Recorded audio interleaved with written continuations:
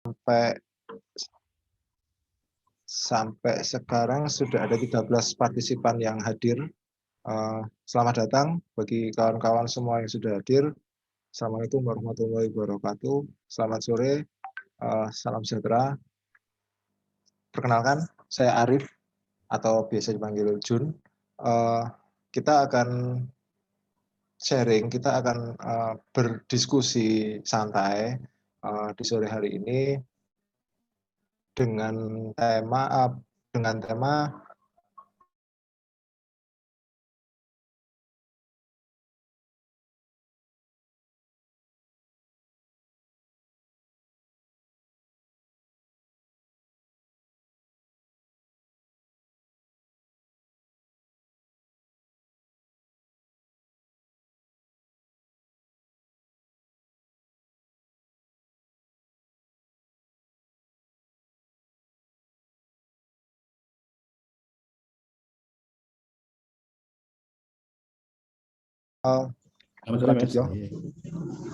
Pak Rima, sekedar informasi, Pak Rimawan ini adalah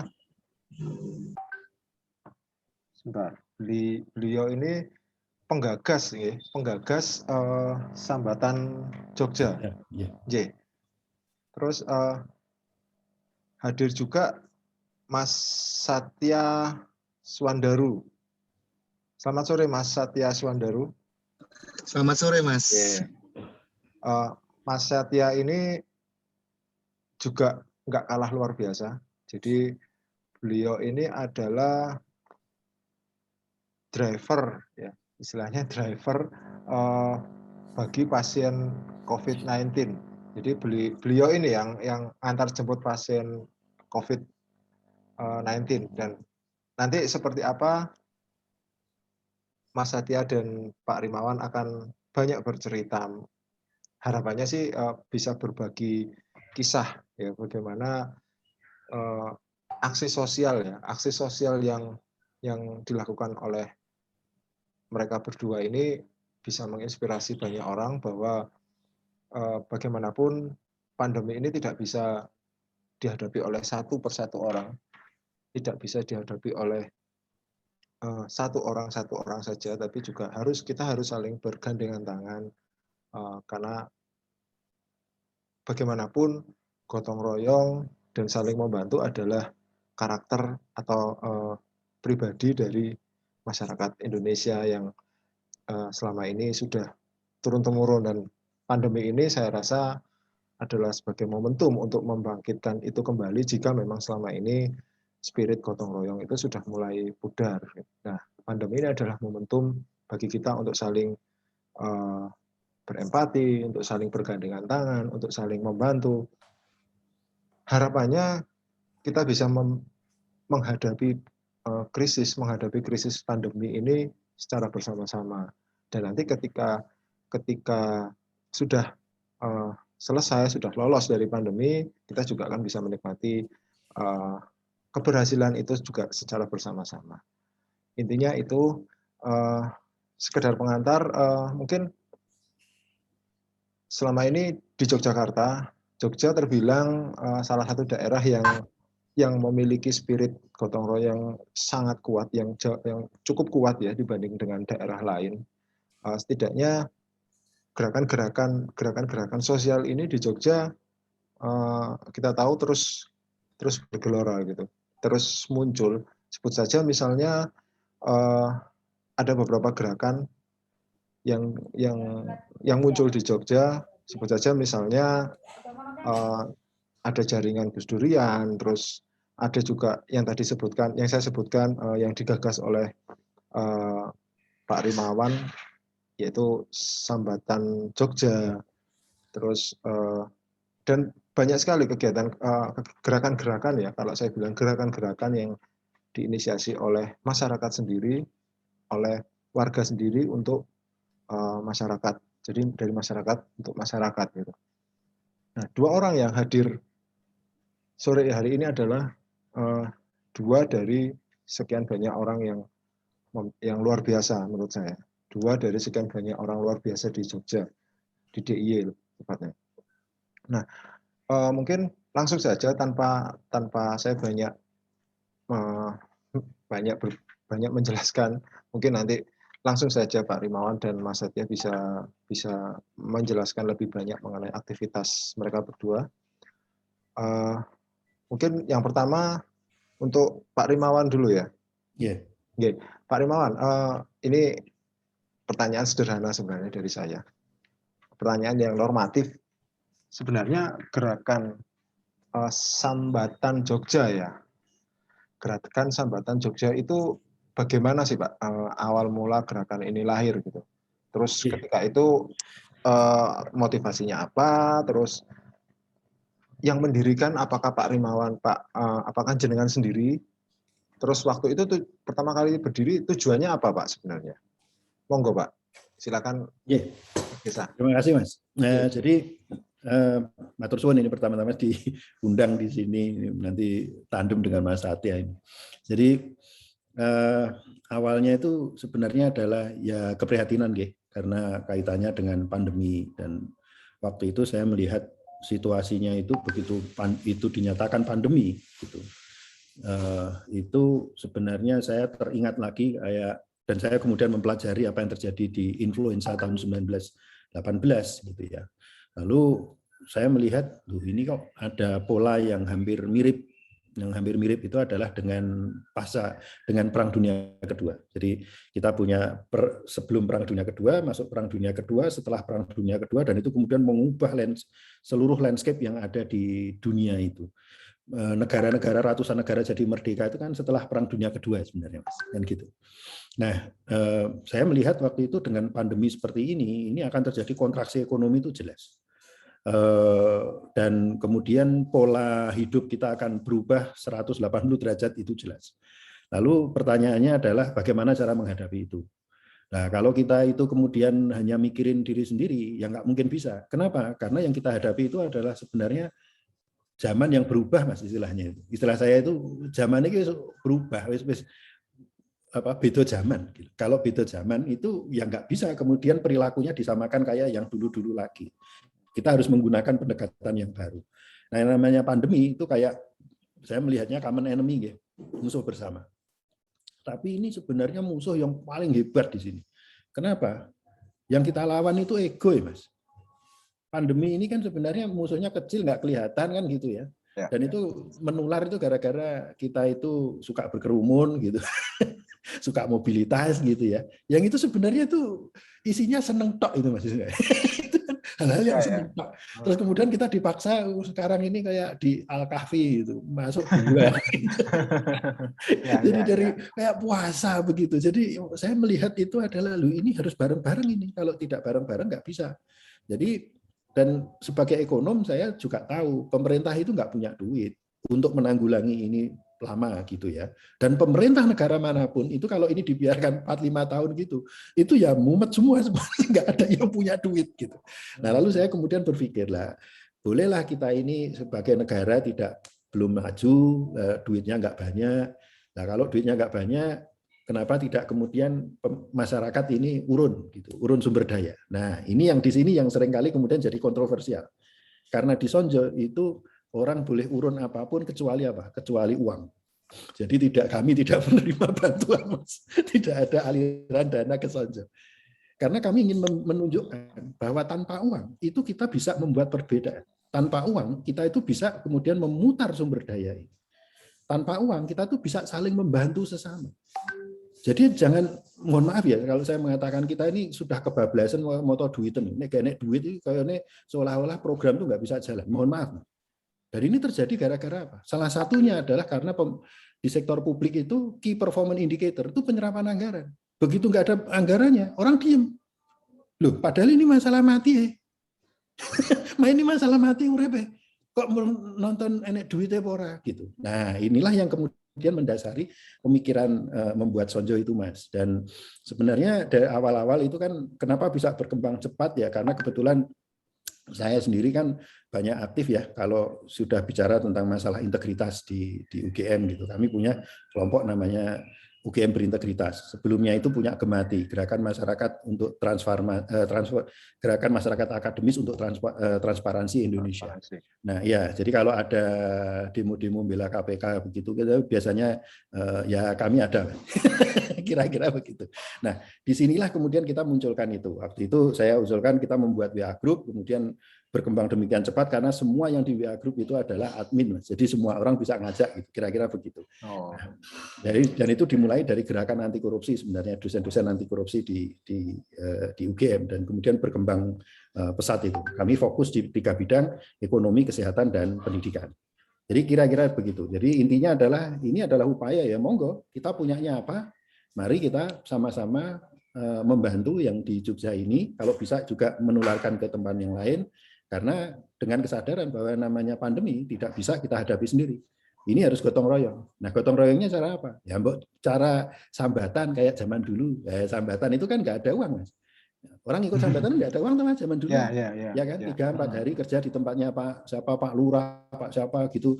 Terus kemudian dapatnya apa? Paling cuma teh, camilan, makan, kopi, rokokan gitu kan. Ya senang, dari rumah itu 3-4 hari dari rumah gitu. Nah, kemudian sekarang pertanyaannya adalah apakah pola sambatan tidak bisa dilakukan? Nah, itulah yang kemudian kita menggunakan sambatan itu dalam bentuk WA Group kan, nggak. Nah, kami sekarang berkembang dari WA Group itu cepat sekali, jadi 3 minggu itu sudah terbentuk 7 WA Group waktu itu.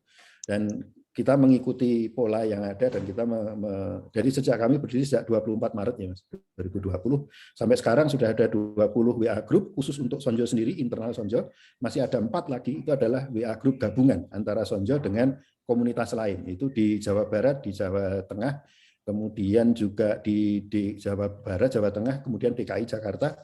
Nah, ini yang kami coba lakukan. Itu Mas.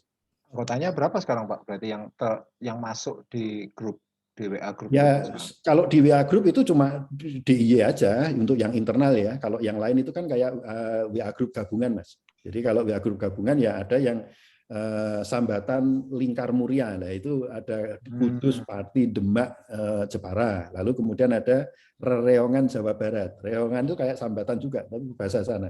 Rereongan Jawa Barat itu luas itu. Awalnya itu Rereongan Bandung Barat awalnya, berubah menjadi Bandung Raya karena kota Bandung masuk, kemudian ditambah lagi sekarang dari Jawa Barat, jadi udah macam-macam di situ masuknya. Nah, mereka setelah itu membuat WA Group turunan, itu untuk mereka sendiri.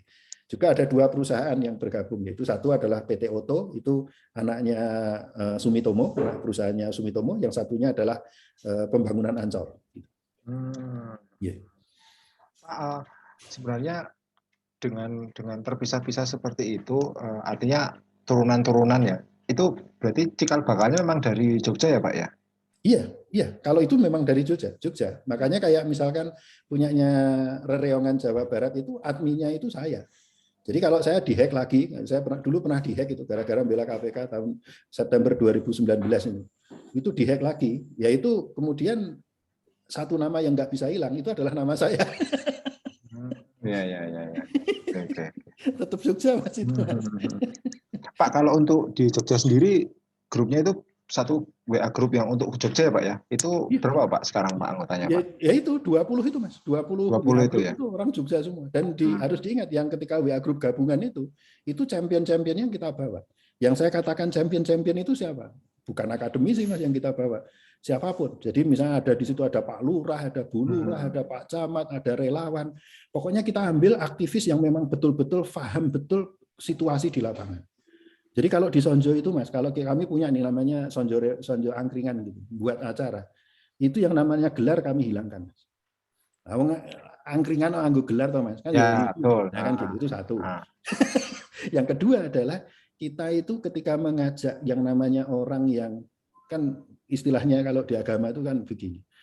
Serahkan masalah kepada ahlinya. Lah ahlinya siapa? Lah siapapun sekarang ahlinya. Nah kalau kita relawan ahlinya siapa? Ya siapa? Jadi kalau di sini ada Mas Satya, itu bisa saya undang itu sebagai pembicara gitu. Ya.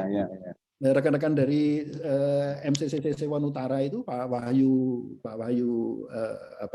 Pak Sony itu sering kami undang juga. Karena apa? Beliau adalah relawan, beliau yang melakukan di lapangan apapun yang beliau katakan. Beliau ini expert gitu. Ini ahlinya gitu.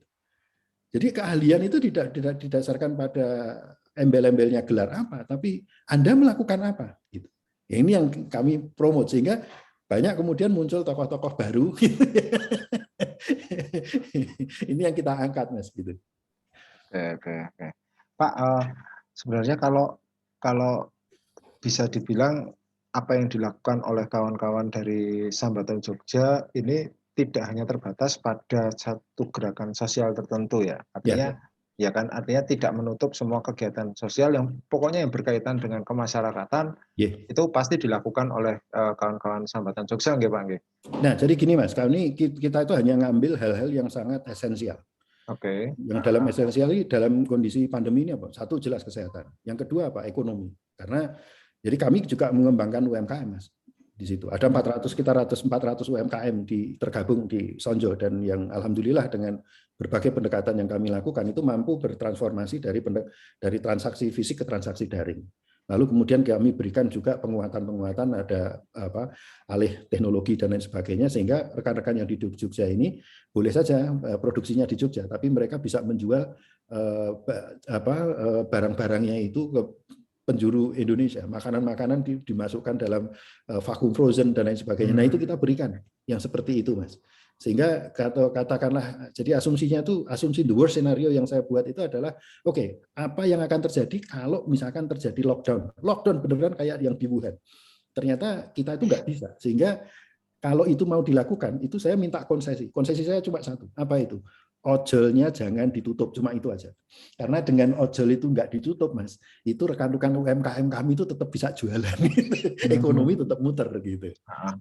Di luar itu monggo mau ditutup. Ya, gitu. Pak, ini saya ada pertanyaan yang cukup bikin saya penasaran sebenarnya. Tapi sebelumnya bagi kawan-kawan partisipan yang hadir, ini sekarang sudah bertambah lagi nih. Jadi 16 orang, terima kasih sudah hadir. Monggo silakan kawan-kawan yang partisipan lain yang ingin nimbrung, ingin bertanya atau ingin apapun lah, itu silakan nanti bisa raise hand atau mungkin bisa menuliskan melalui kolom chatting yang ada di layar. Jadi begini Pak Ripawan, saya mau tanya ini Pak, gerakan sosial ini kan sekarang bisa dibilang selama pandemi ini menjadi tren ya. Saya bicara di konteks di wilayah Jogja gitu. Banyak sekali gerakan-gerakan yang dilakukan oleh kawan-kawan, entah itu individu, entah itu komunitas, entah itu cuman paguyuban sekali ketemu terus bikin gerakan sosial. Banyak sekali yang pernah saya temui, yang pernah saya dengar seliweran di media sosial terutama, itu kan banyak sekali. Nah, sebenarnya kalau menurut Pak Rimawan ini, gerakan-gerakan sosial yang semakin banyak ini apa sih Pak sebenarnya plus minusnya ya? Kita bicara fair saja, tidak hanya plus saja. Mungkin barangkali menurut Pak Rimawan ada minusnya juga dengan apa yang sudah terjadi selama ini, kegiatan-kegiatan yang sudah dilakukan selama ini. Jadi kalau dari minusnya, jujur dari minusnya, saya tidak melihat minusnya. Karena inilah sebenarnya adalah pengejawantahan, balik lagi. Mungkin ini kayak orang akan mengatakan, Mas sampean ngomongnya klise. Saya akan merujuk lagi ke pembukaan Undang-Undang Dasar 45 alinea 4, itu tujuan bernegara itu ada di situ. Tapi intinya kemudian adalah selama ini, mohon maaf ya, selama ini itu seolah-olah yang namanya pemerintah itu selalu tangan di atas. Terus kita itu masyarakat itu kayak yang di bawah terus. Mohon maaf nih. Situasinya kan begitu. Oh, dikasih sama apa namanya bantuan ini. Sekarang posisinya terbalik. Kami mau menerima bantuan enggak? Kami hanya mau memberikan bantuan. Nah, beda toh, Mas? Ya, betul. Hubungan kami dengan pemerintah itu bisa setara. Kenapa? Kami mengatakan kami tidak butuh duitnya kok. Kami itu nggak butuh penyerapan anggaran. Yang kami ingin lakukan itu membantu masyarakat. Dan kalau perlu membantu pemerintah ya kami bantu. Gitu. Kalau bisa kami bantu. Nah, ini yang kemudian membawa partisipasi sebenarnya, Mas. Partisipasi untuk bernegara. Bahwa ini semua ini, kita ini semua ini adalah untuk Indonesia, dan ini adalah untuk anak cucu kita gitu loh, maksud saya. Sehingga tidak bisa lagi kayak, kan kita itu kadang aneh ya Mas, non sewu ini. Sebelum adanya pandemi, ini mungkin hikmah pandemi ya. Sebelum ada pandemi ini seolah-olah orang itu banyak melihat yang namanya pemerintah. Itu adalah pihak yang selalu dimusuhi gitu. Yang diberikan pemerintah itu seolah-olah kayak di apa ya? Ini mendingan pemerintah itu nggak dipercaya dan lain sebagainya. Loh, padahal kalau kita itu berkontribusinya sama, kita tidak akan berpikir seperti itu. Karena kita juga berkontribusi kemudian, kita tahu lelahnya seperti apa, kita juga tahu kompleksitas di lapangan juga seperti apa. Yang ngeyelan di bawah itu ya banyak, Mas. Yang nyebar hoax itu ya banyak, Mas. Itu yang jengkelin gitu. Itu yang jengkelin, ya bener. Saya itu sampai mengatakan Anda nyebar hoax terkait dengan pandemi. Jangan-jangan menurut saya Anda tuh teroris kemanusiaan. Loh, Anda banyak orang misalkan sekarang, Mas, banyak orang nggak mau disuntik, nggak mau divaksin, ya. Ada yang tidak mau dibawa ke shelter. Itu berbahaya sekarang. Dulu sebelum adanya Delta, ya orang boleh saja isoman di rumah. Sekarang isoman di rumah, apa yang terjadi, Mas? Banyak yang kemudian drop, ya, saturasi drop, sudah 60%, baru kemudian dirujuk, terlambat, Mas. Terlambat, ya. Terlambat, Mas. Saya udah itu berapa? 60 gitu.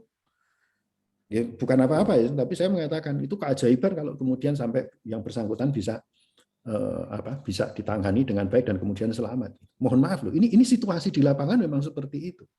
Jadi bayangkan kalau ada orang nyebarin hoax gitu. Bahkan ada rekan-rekan dari yang bawa ambulan itu diganggu oleh sepeda motor, ditimpukin macam-macam. Sampai seperti itu. Nah, mungkin Mas Satya juga bisa cerita, mungkin bisa pernah mengalami hal seperti itu juga gitu ya. Dan itu banyak Mas kayak begitu. Jadi ini sekarang adalah saatnya, dan satu hal ya, di awal Sonjo saya katakan, ini sudah nggak ada lagi yang namanya jangan berpikir politik. Nggak usum politik, saya mengatakan ini. Kenapa? Nggak logis kemudian kita membicarakan, saat ini kita membicarakan kamu cebong atau kampret. Yang di depan kita itu kemanusiaan. Yang di depan kita itu nyawa. Dan bisa jadi nyawa itu nanti kenanya ke kita, kenanya ke anak kita. Nah, kalau kita nggak saling membantu saat ini, terus apa yang akan terjadi? Jadi sebenarnya ke situ. Jadi ini sebenarnya meningkatkan kemudian bargaining position dari masyarakat dan juga membawa partisipasi masyarakat dan kemudian agar kemudian kita menjadi bagian bahwa betul-betul bernegara gitu. Negara itu ya rumah tangga, bisnis, dan juga pemerintah. Itu jadi satu. Sehingga kalau kami komunikasi dengan pemerintah itu ya santai-santai saja. Bagi saya ya A saya bilang A, B saya bilang B. Jadi nggak ada kemudian kok terus sowan dan lain sebagainya. Loh, kami tanpa sowan ya kami tetap jalan, Mas. Loh, kami nggak ada SK loh, Mas. Nggak ada SK, nggak ada dana. Jadi gimana? Ya udah jalan-jalan aja. Gitu. Dan Pak, dengan kondisi yang seperti itu, artinya kan sejak awal sudah ditekankan bahwa tadi jenengan bilang tidak selamanya tanpa duit itu nggak jalan gitu ya. Yeah. Dan teman-teman bisa membuktikan itu gitu. Kawan-kawan bisa membuktikan itu. Nah, pertanyaannya selama menjalankan Sambatan Jogja ini, Pak, tantangannya apa? Tadi mungkin Pak Rimawan sempat menyinggung banyak hoax ya. Hoax yang juga justru malah memperkeruh suasana gitu. Selain hoax, Pak, tantangan apa aja, Pak, yang dialami oleh kawan-kawan? Yang sering membuat ilfil ya, itu adalah kalau birokrat itu diajak koordinasi, tapi sulitnya minta ampun. Ya itu, kalau kami nggak ada koordinasi ya Pak ya, koordinasi dan sinergi Mas. Oke. Gitu. Jadi kalau kami kan nggak ada penyerapan anggaran, kami fokusnya itu apa? Outcome, dampaknya ke masyarakat itu apa? Itu yang penting. Gitu. Nah, pernah suatu ketika terjadi, saya tawari masalah shelter. Shelter itu kan kami itu shelter itu idenya Dinkes Bantul tuh, kepala Dinkes Bantul tuh yang hebat itu, Pak Agus gitu ya. Terus kami mendorong masuk ke sana. Sleman juga mengikuti. Gitu. Lalu ketika India itu naik 3 hari, Mas, kurvanya naik gitu ya. Itu kita sudah siap-siap tuh di Sonjo itu sudah mempersiapkan untuk gelombang kedua. Meskipun ketika gelombang kedua datang itu ya saya harus mengakui kami kalah sama yang namanya Delta itu karena serangannya hebat sekali. Nah, pada saat itu masih sekitar 2 bulan, 1,5 bulan sebelum gelombang kedua. Saya tuh nawari yang lain, dinkes yang lain. Berkenan kami bantu, free loh, free. Saya nawari. Apa jawabannya? Ya macam-macam. Ada yang mengatakan nggak mau, memang fokus ke isoman. Ada yang di dispo ke bawahannya, tapi bawahannya juga nggak kemudian nggak ya, WA-nya cuma dibaca tapi nggak di-reply gitu. Lah ya sudah, kalau kayak begitu kami akhirnya apa? Hanya fokus kerja dengan Bantul dan Sleman. Itu bantuan apa Pak yang ditawarkan? Kami kan punya BIMTEK, bimbingan teknis terkait dengan misalkan karena kami membuat bimbingan teknis terkait dengan bagaimana mengembangkan shelter. Karena shelter itu kan ada 2 ya. Kalau shelter desa atau shelter kabupaten. Nah, kalau shelter kabupaten biasanya dibiayai oleh Dinkes. Yang kami fokuskan tuh di shelter desa, Mas. Nah, di shelter desa ini kan banyak gotong royongnya ini, gitu kan. Nah, ini yang kami kembangkan di daerah lain, misalkan di mana namanya tadi di Kudus gitu ya, kemudian di Jawa Barat. Itu kan shelter-shelter itu yang kami kembangkan. Bahkan sudah masuk ada shelter sekarang macamnya ada 7 tuh, ada shelter pesantren, ada shelter perusahaan dan lain sebagainya. Yang awalnya itu sebenarnya adalah hanya shelter kabupaten dan desa saja. Kemudian kita kembangkan begitu. Pak, kalau dibandingkan dengan daerah lain, Pak, mungkin Bapak kan koordinasi dengan Kudus tadi dibilang ada Kudus, ada Jawa Barat ya. Nah, kalau dibandingkan Pak, respon dari masyarakat sana dan masyarakat DIY dalam konteks birokrasi ya, terutama ya, yang merespon tawaran-tawaran luar biasa dari kawan-kawan Sonjol ini, jika dibandingkan DIY dan daerah lain, gimana Pak? Apakah sama-sama slow responnya atau mungkin gimana Pak? Nah, jujur ya saya katakan ya, yang seperti Pemda Bantul dan Sleman itu tidak banyak. Gitu. Di sebagian besar itu ya kayak business as usual, Mas, jujur aja. Jadi ya misalkan di beberapa tempat itu kadang kami ya dikeluhi, Mas ini kok aku ketemu ini malah susah ya, pengen buat ini malah membantu mereka kok malah nggak mau gitu. itu terjadi. Misalkan kalau kami di Kudus itu masuknya kemana? Bukan ke Pemda, kami masuknya adalah ke pesantren dan rekan-rekan Muhammadiyah. Nah lalu kemudian mereka itu kemudian ternyata mempersuasi Pemda.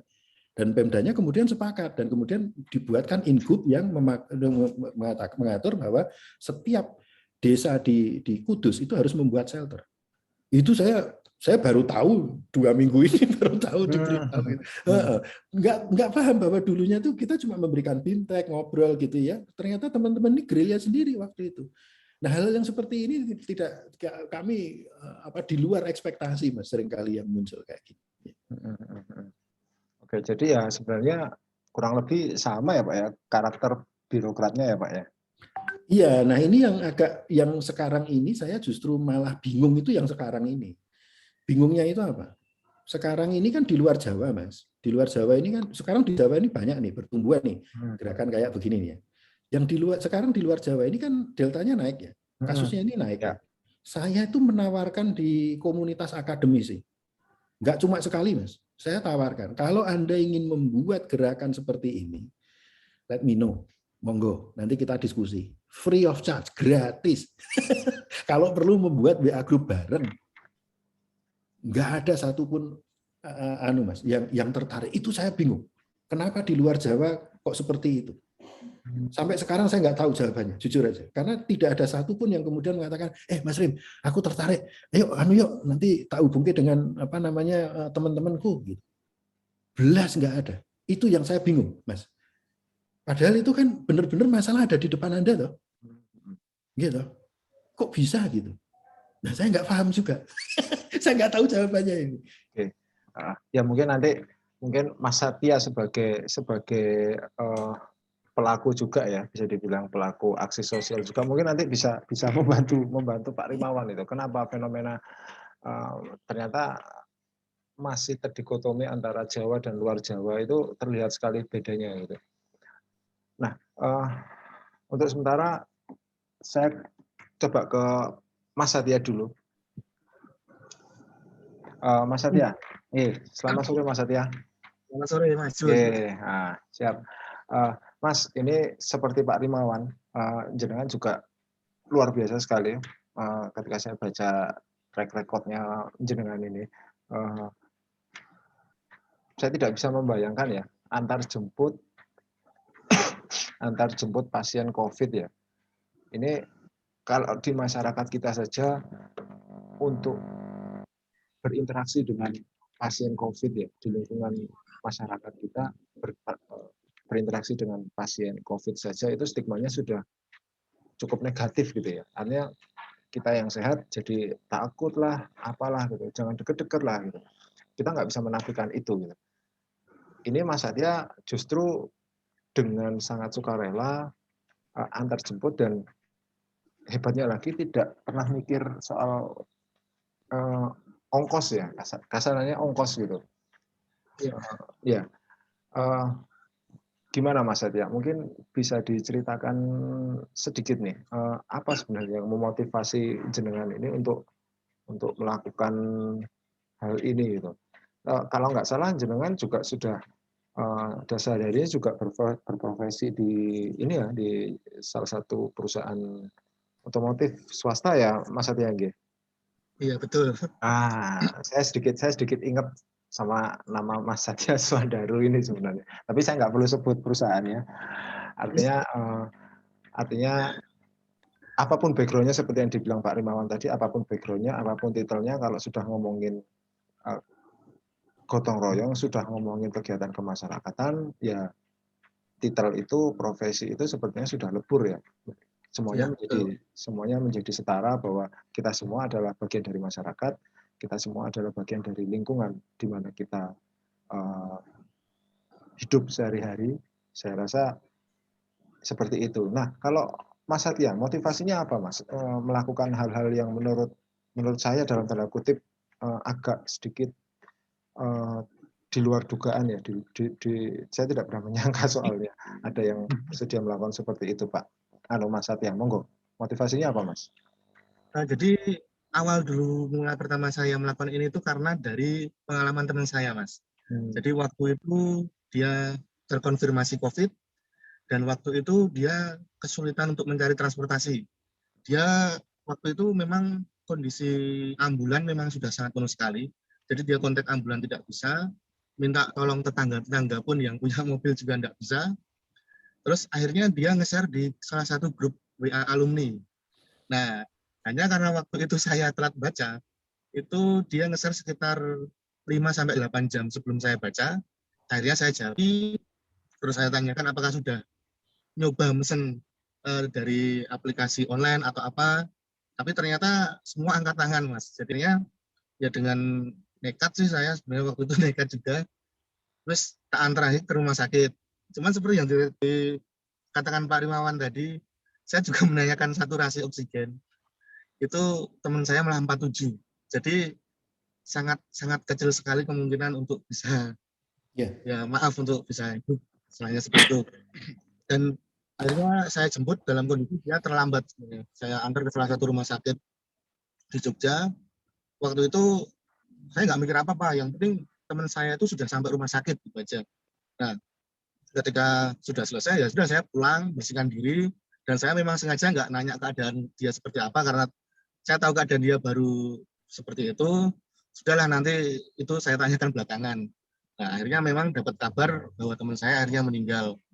Itu jadi mungkin jika dia lebih tertolong dulu atau sudah sampai rumah sakit lebih awal mungkin bisa lebih baik lah daripada itu.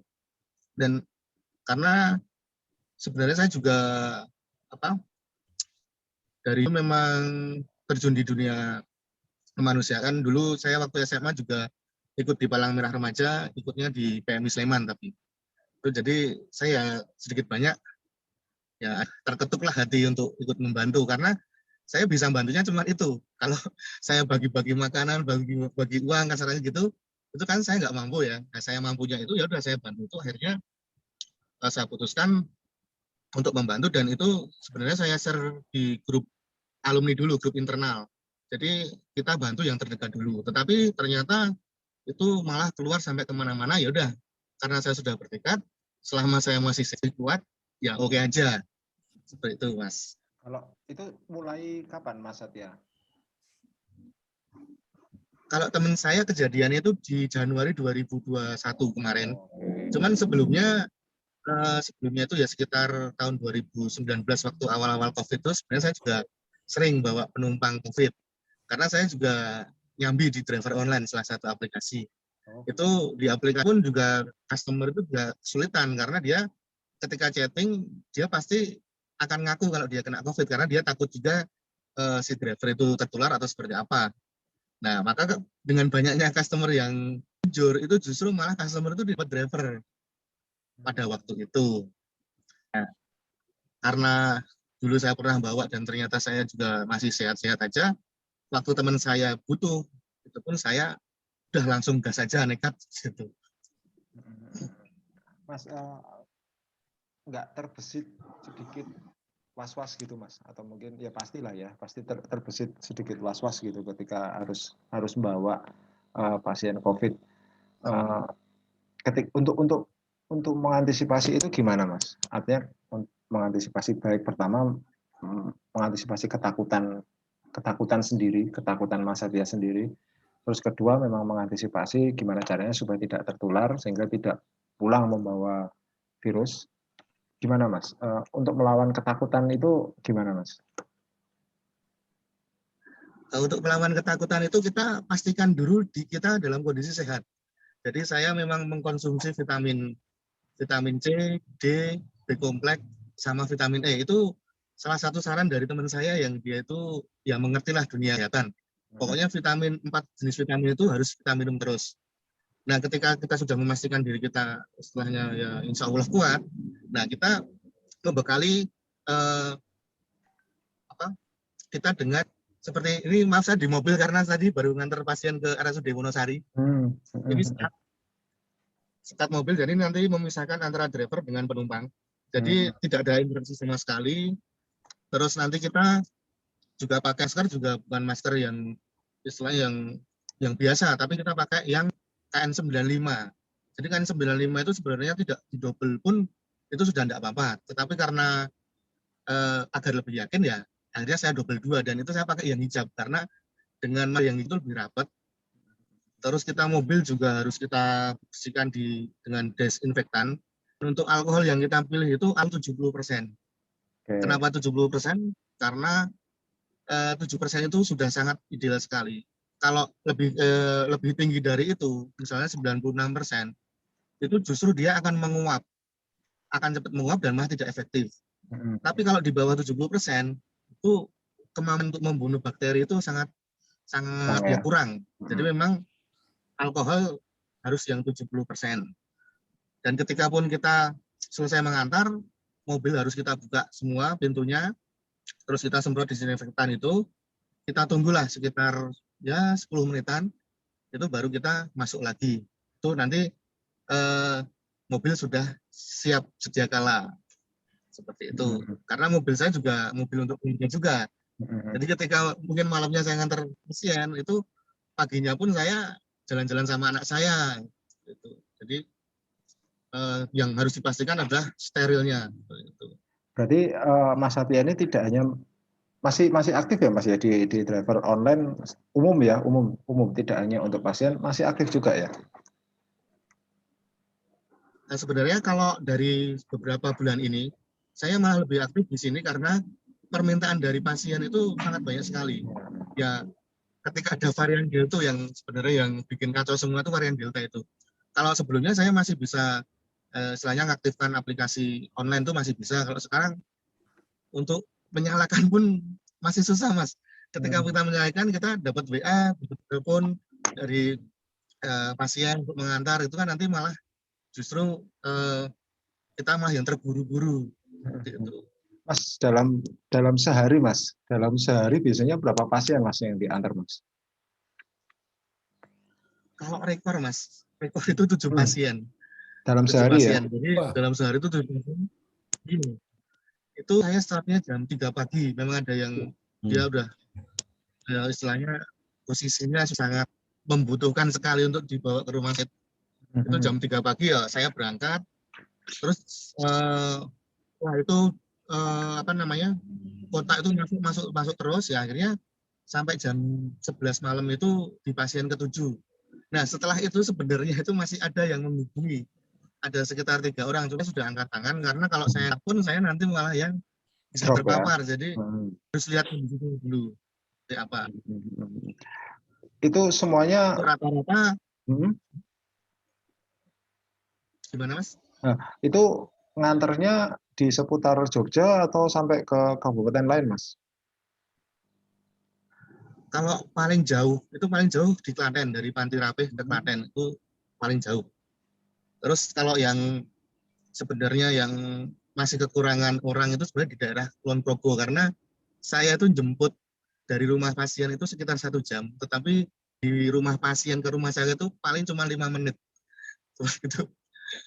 Tapi ya melihat kondisi karena itu dia dini hari, ya sudah kita langsung gas saja, Mas. Masih pagi di daerah Kulon Progo, ya udah gas.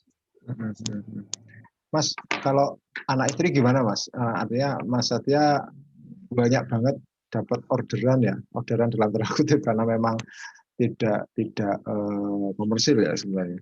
Dapat orderan tanda kutip untuk nganter pasien ini, anak istri gimana, Mas? Yang pasti khawatir pasti ya, khawatir pasti. Cuman apa yang selalu mereka katakan ke Mas Satya? Oke, sebenarnya waktu awal-awal itu awal pandemi itu saya pengen jadi relawan di tim Kubur Cepat, Mas. Sebenarnya itu. TKC. Karena di saya memang bukan TKC. Cuman saya melihat kondisi, saya kan gemuk ini ya. Jadi nanti kalau ikut malah ngerepotin sebenarnya. Kalau misalkan jadi super, saya siap. Dan saya mikir, apa ada ya APD yang ukurannya pas buat saya gitu kan. Ada Mas, ada. Minta izin ke istri, sebenarnya istri nggak masalah, cuman eksekusinya itu ya nggak bisa. Ya udah, saya ngomong, ini sekarang kan banyak namanya pasien COVID yang butuh transportasi dari rumah ke rumah sakit, atau dari rumah ke tempat isoman, tempat shelter, dan sebaliknya. Itu gimana ya? Pertama, istri agak takut. Cuman saya meyakinkan begini, Pak. Ya sebenarnya nggak boleh ditiru sih. Kalau saya berkeyakinan tuh semua orang itu bakalan kena COVID. Cuman tergantung kondisi kita aja gitu loh. Ya udahlah. Besok juga pasti kena, cuman nggak tahu kondisi COVID, nanti kita kan jadi tanpa gejala dan sebagainya. Ya wis lah. Saya akhirnya istri juga mengizinkan.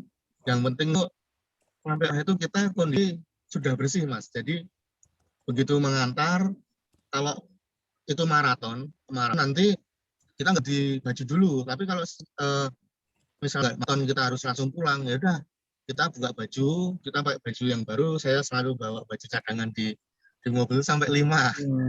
Oke. Itu ya. Dan saya nggak pernah pakai yang namanya celana panjang karena ribet.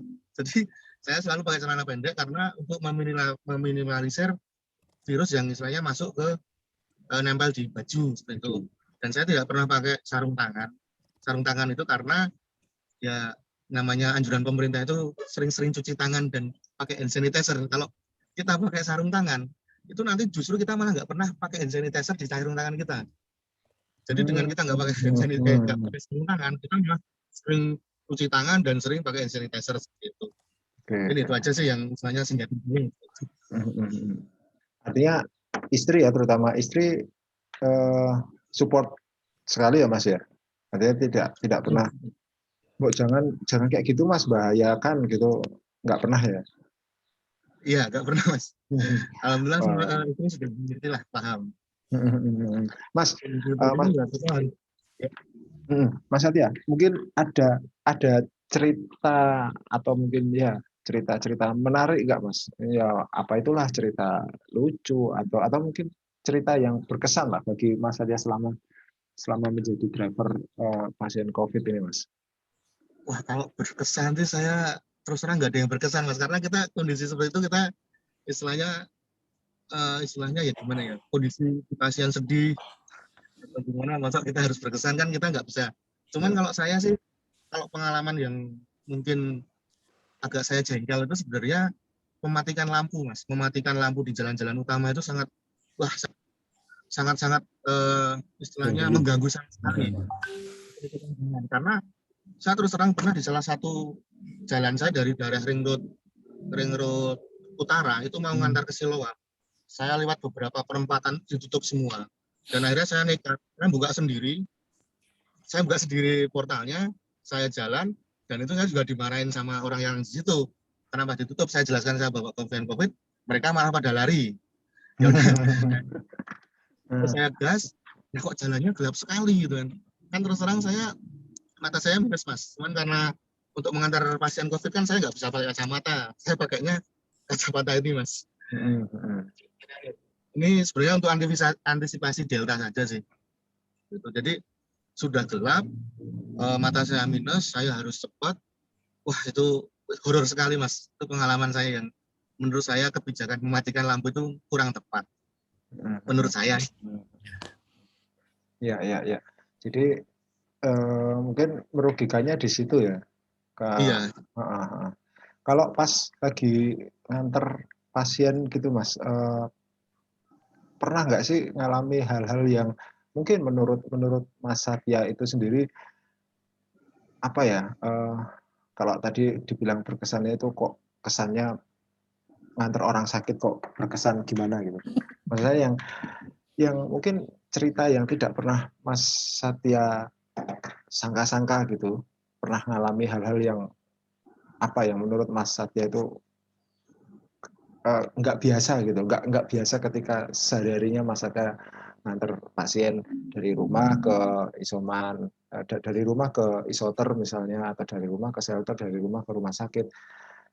Pernah nggak ngalami hal-hal yang nggak biasa gitu Mas? Atau mungkin yang lucu ya dalam tanda kutip ya, lucu itu dalam arti bukan berarti terus kita menertawakan kondisi pasien gitu, enggak, tapi lucu yang hal-hal yang memang nggak biasa Mas Satya alami gitu.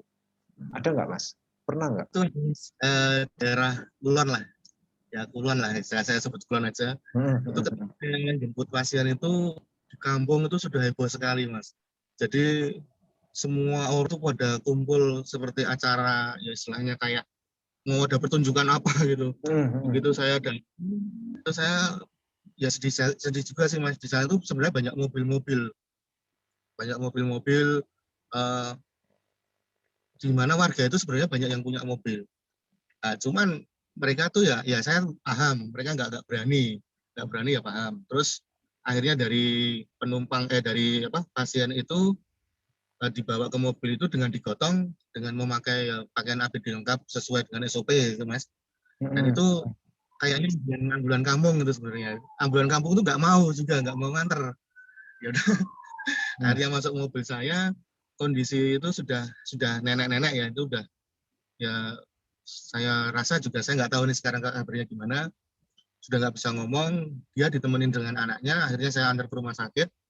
Nah si nenek itu pengen komunikasi dengan saya sebenarnya, cuman dia kan nggak bisa ngapa-apa, cuman kedep gitu.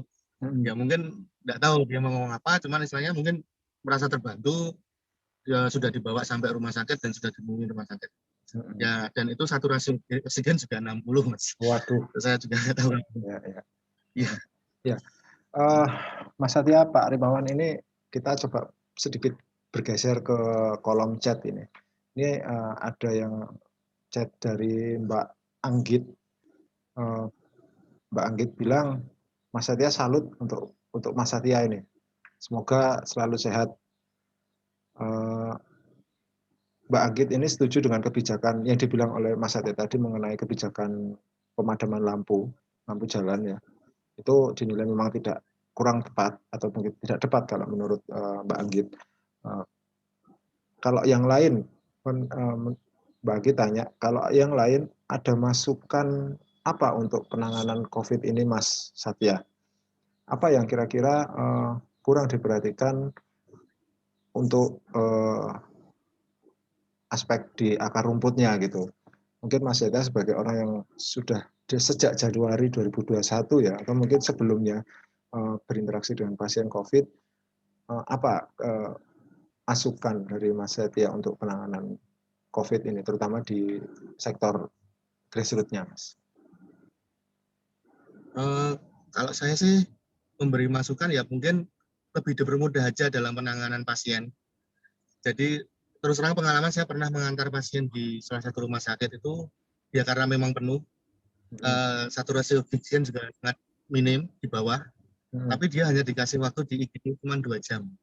Setelah 2 jam dia diharuskan pulang.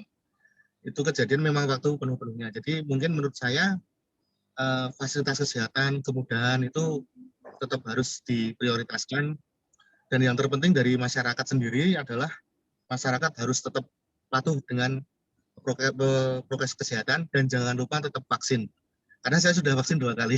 Oke, ya. Kuncinya di situ ya. Artinya tidak hanya pemerintah saja sebagai decision maker-nya untuk membuat kebijakan-kebijakan yang justru tidak ruwet, tidak rumit gitu.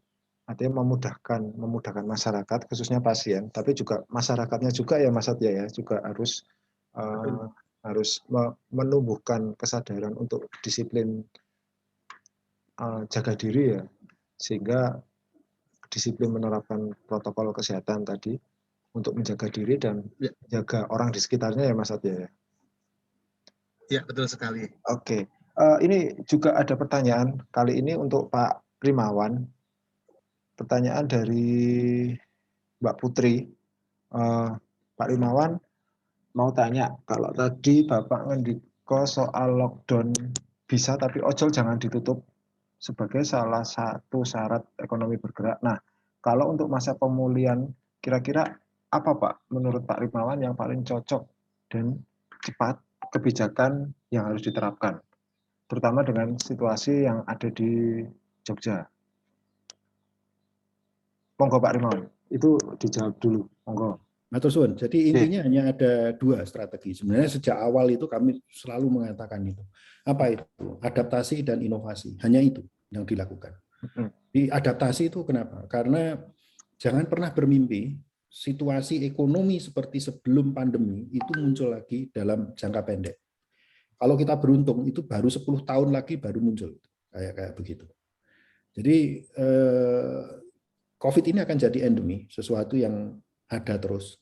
Lalu apa yang perlu kita lakukan? Beradaptasi. Gitu. Apakah kemudian ekonomi nggak boleh berkembang? Boleh. Tapi yang tidak boleh itu apa? Berpikir terlalu jauh, kemudian berpikir terlalu banyak dengan mengatakan begini. Semoga nanti COVID cepat selesai, terus kita kemudian recover seperti sebelum pandemi. Lupakan saja. Nggak akan terjadi seperti itu. Jadi jangan pernah berpikir pertumbuhan ekonomi tinggi, jangan pernah berpikir ada arus investasi yang gede-gedean masuk. Itu tidak akan pernah terjadi juga. Sehingga apa yang perlu dilakukan? Ya sekarang kayak kata-kata Jack Ma itu. Kalau sekarang ini kita itu bisa mampu bertahan saja, itu tuh sudah prestasi. Jadi jangan berpikir kemudian keuntungan yang maksimum, profit yang gede, pertumbuhan yang tinggi, investasi yang tinggi, itu yang menjadikan orang tuh frustrasi itu sebenarnya itu. Karena kita tidak menurunkan ekspektasi kita, itu tidak beradaptasi dengan ekspektasi dengan situasi yang ada sekarang, Mas. Gitu. Nah, lalu yang kedua adalah inovasi, yaitu adalah mencoba berbagai macam cara agar kemudian kita mampu tetap menggerakkan perekonomian dengan prokes. Nah, itu yang perlu dilakukan sebenarnya. Hanya 2 itu kok. Dan itu sejak awal kami sudah mengatakan itu sebenarnya. Sejak Maret 2020 gitu ya. Nah, ini yang perlu dilakukan tuh hanya seperti itu. Nah, usaha-usaha yang sekarang ini banyak berkembang itu adalah yang mau beradaptasi dan mau berinovasi. Ya. Intinya ada di situ, Mas. Oke. Jadi memang intinya memang ada di 2 poin itu ya, adaptasi dan inovasi. Nah, Pak Rimawan, ini juga karena belum ada yang bertanya lagi di kolom chat, saya coba mengajukan pertanyaan ini. Saya juga penasaran dengan pertanyaan ini, Pak Rimawan. Lagi-lagi aksi gerakan-gerakan yang dilakukan oleh Pak Rimawan dan kawan-kawan ini, termasuk Mas Satya, ini kan cukup pertumbuhannya cukup signifikan di masa pandemi ini. Banyak sekali aksi-aksi yang dilakukan oleh kawan-kawan ini. Kita juga tidak bisa menutup mata gitu. Agenda-agenda lain di luar agenda kemanusiaan ini kan juga ada. Contoh misalnya agenda-agenda politik katakanlah misalnya. Terus ada kalau di Jogja itu ada pemilihan lurah misalnya. Agenda-agenda politik seperti itu Pak. Nah pertanyaan saya Pak Rimawan. gerakan-gerakan kemanusiaan seperti ini, apakah sejauh mana ya, sebesar apa potensi nantinya bisa berubah menjadi agenda-agenda, kalau bahasa saya pemobilisasian ya, pemobilisasian massa gitu. Nah, Artinya ada agenda lain yang terselip di dalam agenda kemanusiaan yang dilakukan oleh gerakan-gerakan ini gitu. Bagaimana Pak Rimawan? Itu tergantung bagaimana kita mendesain gerakannya. Itu sebabnya dari awal kami mengatakan tidak boleh ada aliran dana ke Sonjo. Oke. Mengapa? Dengan cara seperti itu sebenarnya memfilter. Siapapun ingin gabung ke Sonjo, itu satu hal. Nggak ada duitnya kok di Sonjo itu, gitu. Jadi motivasi itu tuh nggak ada. Motivasi yang ada itu adalah memberi. Gitu. Nah, ini bisa dimunculkan. Nah, kalau seperti ini mau ditunggangi politik, ya susah. Itu loh Mas. Ini yang perlu kita desain dari awal ya. Itu sebabnya kami itu selalu masuknya ke situ. Itu sebabnya kami juga tidak ingin sedikit-sedikit minta tolong pemerintah. Kenapa? Pemerintah itu hanya memiliki, kalau ekonomi Indonesia itu sekitar 16.000 triliun. Pemerintah itu hanya memiliki 1/6, ya 1/7. 6/7 itu ada di masyarakat, meskipun bentuknya belum tentu uang. Sekarang kalau kita bicara dalam kondisi perang, ya saya melihatnya ini tuh sebagai perang. Ini perang semesta. Kalau sudah perang semesta, ya mari kita tuh bareng-bareng ini memerangi bersama-sama. Nah, ini spirit seperti ini juga nggak muncul. Kalau kemudian yang muncul itu adalah spirit untuk memenangkan untuk bersama-sama seperti ini, ya orang jualan politik juga nggak akan laku tuh Mas. Jadi kalau kita lihat ya, misalkan saya bisa berikan informasi ini, misalkan di desa-desa. Banyak desa membuat shelter. Tapi shelter yang sukses itu adalah shelter yang kepala desanya itu bekerja all out demi masyarakatnya. Bekerja all out, dan itu siang, malam, pagi, sore itu bekerja, dan bahkan tidak peduli itu jam 3 pagi, jam 4 pagi diketok, itu datang menghampiri si pasien-pasien itu. Sekarang dan itu terjadi berbulan-bulan. Dan ini sudah berapa Mas? 18 bulan. Pertanyaan saya, kalau Mas punya agenda politik, kuat bermain 18 bulan dengan seperti itu? Ayo, kayak misalkan Mas Satya ini punya agenda politik gitu. Kira-kira kuat nggak Mas? Selama itu bertahan? Nggak kuat Mas. Itu beliau ini kuat. Kenapa? Karena muncul dari dalam sebagai kebutuhan. Coba tanyakan. Seluruh relawan tuh cara berpikirnya begitu. Nah, kalau sekarang ada orang nih main politik ini, kira-kira tahan nggak dia? Ayo. Ya. Nggak usah nyetir ya. Katakanlah itu duduk di sebelahnya Mas Satya itu, yes, jemputi gitu. Berapa lama dia tahan Mas? Itu belum yang memulasarakan jenazah loh Mas, belum yang menguburkan jenazah loh Mas. Dan itu sampai subuh tuh Mas Satya gitu. Siapa yang tahan kayak begitu? Kalau itu bukan dari dalam, nggak akan tahan Mas. Oke. Artinya sejak awal memang sudah ada filter ya, sudah ya. Filter dari kawan-kawan sendiri gitu ya. Dan itu tidak bisa itu tidak bisa dihapusi, nggak bisa kemudian kita pakai topeng kemudian seolah-olah kita saat itu ya memang kayak begitu gitu, orangnya tuh memang kayak begitu. Saya punya beberapa sahabat relawan itu yang susahnya mereka itu apa? Nyetop mereka Mas, nyetop nggak kerja itu susah. Nah susah, angel Mas, mau bantu orang nggak dibayar tapi nggak bisa di stop, gimana coba caranya? Kalau sudah terkena COVID itu yang harus ngomong itu harus dokter sendiri, dokter bururah itu baru ngomong, itu baru ayo leren le, itu baru berhenti. Terjadi yang kayak begitu. Ya. Jadi ini ada mungkin di luar perhitungan kita bahwa ada orang gila-gila kayak begini ini yang berkeliaran begitu. Terus kita kemudian bersatu ya, orang-orang gila bersatu gitu. Nah, kita mewadahi orang-orang gila bersatu ini. Ya. Gilanya gila positif kok Pak. Nah, nggak apa-apa. Oke. Terima kasih Pak Rimawan, Mas Satya. Yes, diskusi obrolan yang luar biasa sekali ini sore hari ini.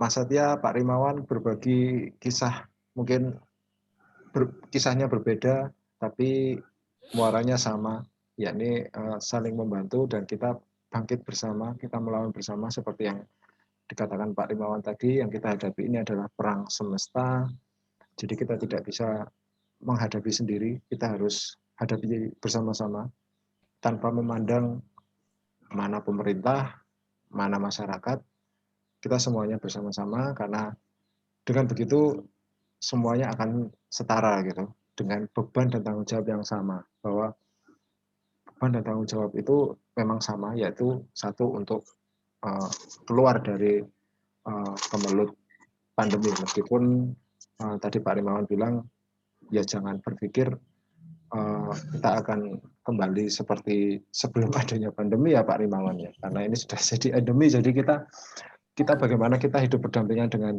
dengan virus ini gitu. Bagaimana kita bisa menjaga diri kita, bagaimana kita bisa menjaga orang-orang yang ada di sekitar kita, seperti itu. Sekali lagi terima kasih Pak Rimawan, Mas Satya, terima kasih waktunya.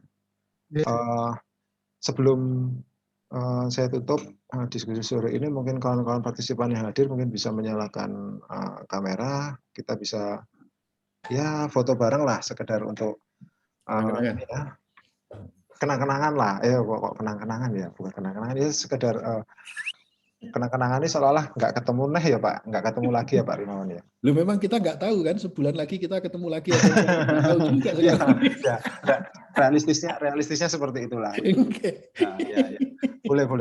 Oke, monggo silakan yang lain, partisipan yang lain untuk on cam, nanti biar difoto oleh operator. Mbak Media ini monggo nanti ini ya, diababai ya.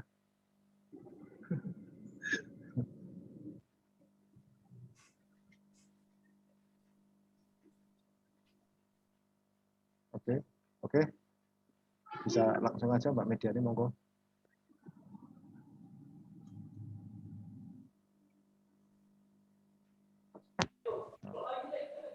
Nah, hitung 3 kali ya. 1, 2, 3.